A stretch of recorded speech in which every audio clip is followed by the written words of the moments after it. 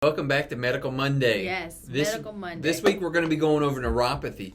Neuropathy treatments are, very costly for Americans. That's why we want to go over. It's about $700 million, according to the CDC, to treat neuropathy every year here in America.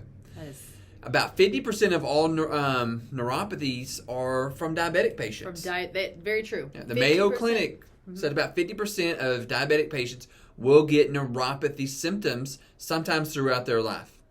So there's a lot of money in treating it and a lot of conditions that can cause some very serious pain and effects for patients. So we want to let you guys know actually what causes neuropathy and why do we get neuropathy. Yeah, and so what causes neuropathy is deadening or dying of the myelin sheath or surrounding aspect of the nerve itself. And what that does is it just starts to degrade over time due to lack of blood flow. And so what you want to do is just make sure that you continue to support yourself in that way to prevent it from actually getting worse. That sheath on there reminds me of a wire. Everybody's seen a wire, but it's got a wire sheath or a sheath that covers it so the electrical current can flow through that wire without having any interference. Unfortunately, your own sheath sometimes will get holes in it, and now the current can be affected, and we get this burning sensations, just different feelings because the current's not correct. Yeah, and you talked about the different sensations. There's a slew of symptoms that different patients experience. Sometimes it's numbness and tingling, burning sensation. Very similar to if you've ever fallen asleep on your arm and had it go fall asleep, but it's constant. It doesn't go away. It is an all the time thing. You can lose strength and balance. A lot of these patients end up having a lot of discomfort in their feet, and they don't know where their feet are. So it makes it very, very difficult for them to actually know. Dangerous when you don't know where your feet are. Yes, it is very dangerous. Trips, falls, there's other things associated with neuropathy other than just the symptoms. We don't want to have the burning sensations, the numbness, the tingling, but there's that side effect of not knowing where your feet are. Going up and down stairs is very dangerous. Or even just playing with the grandkids sometimes, you can have accidents. Yes, and one of the biggest things that you always want to avoid is, or a lot of times you don't even know you have, are those open wounds.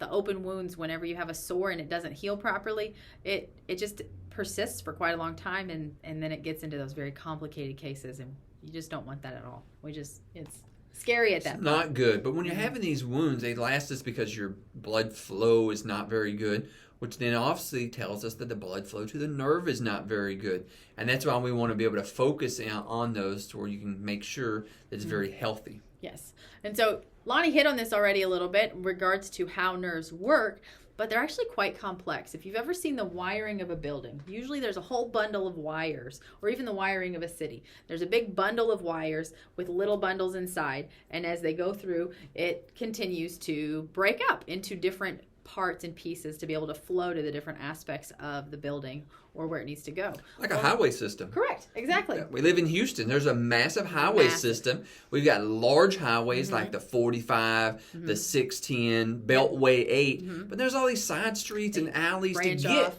to your house or to wherever you need to go. Yes. And so with that, that's actually how our nervous system functions. And what we're talking about when we talk about the affected nerves with neuropathy patients are the small, tiny nerves, and they're supplied by blood vessels called capillaries. And so it's actually a very tiny, almost microscopic aspect that we're talking about that gets affected when we're talking about nerves that are affected by neuropathy. But we know what causes neuropathy, and we see the symptoms that come from it. But what do we normally do? We need to treat it, right? You have this symptom, and let's treat it. And the way that we treat it traditionally is through medications because your feet and your brain have to be able to communicate so you know where you're going. But some of the treatments that we utilize actually stop your brain from receiving signals. This numbness, this burning, this painful sensation. The medications that are used are actually for other things, but they see that they block the signal to your brain. So we use those also for treatment of neuropathy. Yes, and that is exactly what they do, is they block that signal to where you think you don't feel it, but the problem still exists. And that's a huge problem with neuropathy patients because they want that function back. And so what happens is sometimes they're excited because they can sleep better, but the problem is they realize they still can't feel their feet. So it's a vicious cycle, right? It's great because it gives you some freedom. You're able to rest easier. Just because your brain doesn't receive this signal doesn't mean that there's not still a signal coming from your feet saying, hey, something's not right. We need some help here. Think about, like, you've got kids, right? If they called you and said, Mom, I need help, but you didn't answer your phone, that doesn't mean that they don't still need help. It just means that you didn't answer your phone because you didn't know they were calling because of the medication. So always answer the call. Your body's going to tell you exactly what it needs, and to damper it is just not going to get the problem fixed. Our brain is such an important aspect of how our body functions as a whole. Our brain is what signals and tells our heart to beat. It tells us, when to breathe. It tells us how to talk and learn. There's just so much that our brain actually signals. So to damper that in the sense of function so that you think you can function better is very concerning. And it doesn't just affect that connection, but it also affects cognition. It's one of the number one reasons why patients, when they come to me, they say they're no longer taking that medication because they didn't like the way it made them feel in their brain, some of the side effects of it. It does what it needs to do, is block the signal, but it also blocks other signals, and patients sometimes just don't like those, which is understandable. So we want to look at what are some other things that we can do as far as treatment of neuropathy, something with outside effects. Like food. Food's a very natural, easy way to help maintain the nutritional content of that blood. So as it gets down into those small capillaries, it provides a good, healthy nutrition. Yes, it does. Absolutely. And there's just so many diets out there that exist, and it's not a diet, it's a lifestyle. I always like to correct myself. So it's very important to have a consistent, healthy lifestyle that resonates with you as well. And then also sleep. Sleep is so important, not just to make sure that you aren't grumpy, but also because that's actually when our body recovers. When we sleep is when our body's able to heal itself most efficiently and most effectively. And so to have lack of sleep means that we're actually not able to perform at our highest potential, and our bodies aren't able to recover the way they need to. Yep, definitely. But talk about recovery, what about after exercise? That's a great way to recover your life back as far as function, being able to move and get that blood flowing. Your heart is a pump. It needs to get that exercise like any other muscle to where that it can pump blood throughout your blood system into those very, very small areas that Dr. Gabby talked about where your nerves are, so we can nourish and treat those nerves to keep them very healthy and happy. Yes, and that's very important. Blood flow is very important for this. And that's actually a lot of what we focus on in what we do to take care of neuropathy here in the office. There are actually tons of research studies out there that you can correct and reverse the effects of peripheral neuropathy. And so a lot of that involves home therapy, which is great because it doesn't have to be done here in the office. You can do it at home. Excuse me, exactly. And so, these home therapies are phenomenal. They're focused on increasing oxygen in the blood so you get better blood flow, but they're also focused on stimulating that nerve. You've got to get better nerve function to get better blood flow, to get better function, to get better blood flow. And that's exactly what we focus on in those home therapies. Getting a good cycle. Yes, absolutely.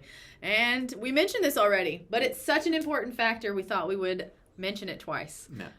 Lifestyle. So it's one thing, for us to say, hey, this is what you could do at home. It's another thing here with, what we traditionally do to actually help treat neuropathy is give you a good lifestyle plan with recipes, things to shop and not shop for at the grocery store to make it easy to where you're not, Google can give you all kind of information, good and bad. And sometimes we get lost in that information. So to have a very specific plan with medical guidance to help you determine exactly what you should and shouldn't eat always makes it easier. And I see that patients follow through a lot better when it's easy for them. Yes, and that's exactly what that's focused on, is making sure that it's easy and you're applying it, because that's half the battle. Some of the other battles that we do here is with regenerative injections. So that nerve sometimes can have a lot of scar tissue as it travels down the bottom of the leg to your feet.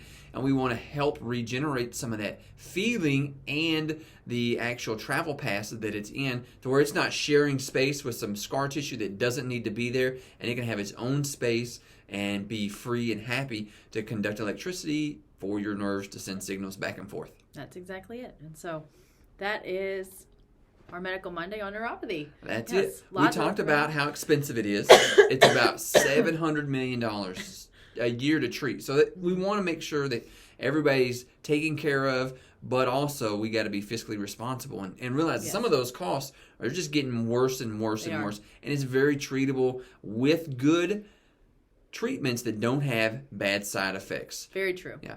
I hope Very you true. learned a lot about what neuropathy is, some of Yes. the other treatment options out there, and that way you can make an informed decision about your health. And we'll see you next Monday Yes, without we you will. coughing. Without me coughing. Very sorry. Bye, everybody. Bye. Oh, that's my computer, not yours.